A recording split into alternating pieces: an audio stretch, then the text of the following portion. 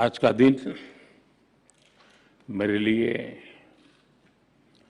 अपूरणीय क्षति और असहनीय पीड़ा का दिन है। मेरे घनिष्ठ मित्र और जापान के पूर्व प्रधानमंत्री श्री शिंजो आबे अब हमारे बीच नहीं रहे हैं। आबा जी मेरे तो साथी थे ही, वो भारत के भी उतने ही विश्वसनीय दोस्त थे। उनके कार्यकाल में भारत जापान में उनके जो राजनीतिक संबंध थे हमारे, वो को नई ऊंचाई तो मिली ही। हमने दोनों देशों की साझी विरासत से जुड़े रिश्तों को भी खूब आगे बढ़ाया। आज भारत के विकास की जो गति है, जापान के सहयोग से हमारे यहाँ जो कार्य हो रहे हैं, इनके जरिए शिंजो आबे जी भारत के जनमन में सालों तक बसे रहेंगे। मैं एक बार फिर दुखी मन से मेरे दोस्त को श्रद्धांजलि देता हूं। साथियों, अरुण जी की स्मृति में इस लेक्चर का जो विषय रखा गया है, growth through inclusivity, inclusivity through growth, वो सरकार की डेवलपमेंट पॉलिसी का मूल मंत्र है। मैं थर्मन जी का विशेष रूप से आभारी हूं कि उन्होंने हमारे निमंत्रण को स्वीकार किया,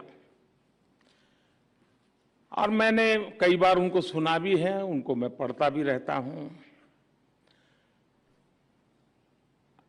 उनकी बातों में, उनके अध्ययन में, वो सिर्फ भारत में ही बोलते हैं तब नहीं, दुनिया के अन्य देशों में भी जब जाते हैं तो काफी रिसर्च करते हैं। लोकल टच उनकी हर एकेडमिक थिंकिंग में, उनकी फिलॉसफी में बहुत सटीक तरीके से वो उसको नीट करते हैं। आज भी हम सब ने अनुभव किया, बहुत ही अच्छे ढंग से उन्होंने वैश्विक परिस्थिति से लेकर के हमारे देश के बच्चों तक हमें ले आए। मैं उनका बहुत आभारी हूं, उन्होंने समय निकाला। साथियों, जिस विषय पे यहां चर्चा हो रही है, जिस विषय को लेकर के आज अरुण जेटली व्याख्यान माला का हमारा प्रारंभ हुआ है, अगर मैं इसी को सरल भाषा में कहूं तो एक प्रकार से ये थीम, मेरी सीधी सादी भाषा में मैं कहूंगा, सबका साथ सबका विकास। लेकिन इसके साथ ही इस लेक्चर की थीम आज के पॉलिसी मेकर्स के सामने आ रही चुनौतियां और दुविधाओं को भी कैप्चर करती है। मैं आप सभी से एक प्रश्न पूछना चाहता हूं, क्या बिना इंक्लूजन के सही ग्रोथ संभव है? आप अपने आप को पूछिए, क्या बिना ग्रोथ के इंक्लूजन के बारे में सोचा भी जा सकता है? क्या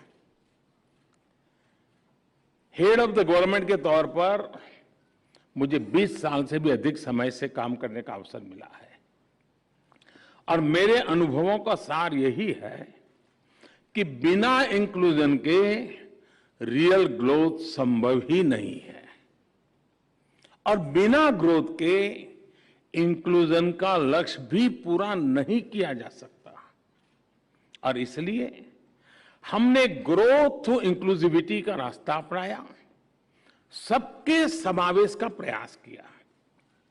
बीते 8 वर्षों में भारत ने इंक्लूजन के लिए जिस स्पीड के साथ काम किया है, जिस स्केल पर काम किया है, वैसा उदाहरण आपको पूरी दुनिया में कभी भी नहीं मिलेगा।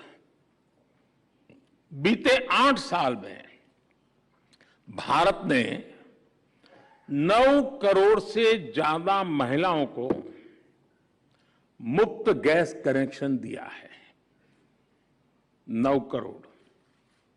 ये संख्या south Africa, Australia, Singapore, New Zealand, इसकी सारी आबादी को भी जोड़ दें तो उससे भी ज्यादा होती है।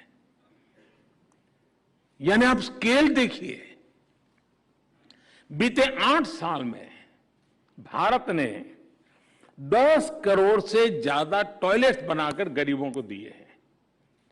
थर्मन जी ने इसका बड़ा पैशन होकर के उल्लेख किया। यह संख्या साउथ कोरिया की कुल आबादी के 2 गुने से भी ज्यादा है। बीते 8 साल में भारत ने 45 करोड़ से ज्यादा जनधन बैंक अकाउंट खोले हैं। यह संख्या भी Japan, Germany, Britain, Italy, Mexico, इनकी टोटल पॉपुलेशन से भी करीब करीब उसके बराबर है। बीते 8 साल में भारत ने गरीबों को 3 करोड़ पक्के घर बनाकर दिए हैं। और मुझे याद है, एक बार आप ही के मंत्रिपरिषद के साथ ही ईश्वरन से मेरी बात हो रही थी, सिंगापुर के मिनिस्टर। जब मैं उनको ये स्केल बताता था हाउसिंग का, तो ईश्वरन ने मुझे कहा, तो आपको तो हर महीने एक नया सिंगापुर बनाना पड़ेगा। मैं आपको growth through inclusivity, inclusivity through growth का एक और उदाहरण देना चाहता हूं। भारत में कुछ साल पहले हमने आयुष्मान भारत योजना शुरू की थी, जिसका उल्लेख थर्मन जी ने किया, और आने वाले प्रमुख सेक्टर में उन्होंने हेल्थ सेक्टर की चर्चा भी की है।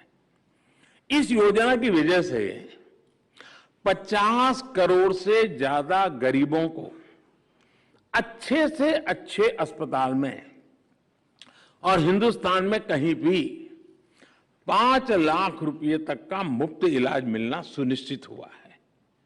50 करोड़ लोगों को 5 लाख रुपए तक मुफ्त इलाज।